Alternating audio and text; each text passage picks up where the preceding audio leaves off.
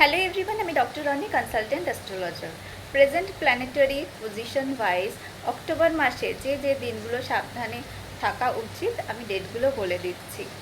8 October, 17 October আর 26 October. যেহেতু পুজোর season চলছে, তোমাদের পুজো সবার ভালো কাটুক, খুব এনজয় করো তোমরা, সাথে সাবধানে থাকতে ভুলো না। এই ডেটগুলো একটু মনে রেখো।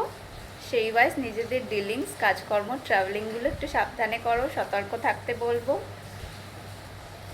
সকলের পুজো খুব খুব ভালো কাটুক, খুব খুব এনজয় করো। সবার উপরে যেন মায়ের ব্লেসিংস থাকে, সবাই যেন আনন্দেতে একদম পুরো ইয়ার এন্ডিংটা করে নিতে পারে। সামনেই নতুন বছর, সূর্যের বছর, সান। সবাই ভালো থাকো, সুস্থ থাকো, সাবধানে থাকো। পুজো কার কেমন কাটলো, কেমন কী এনজয় করলে আমাকে জানাতে কিন্তু ভুলো না।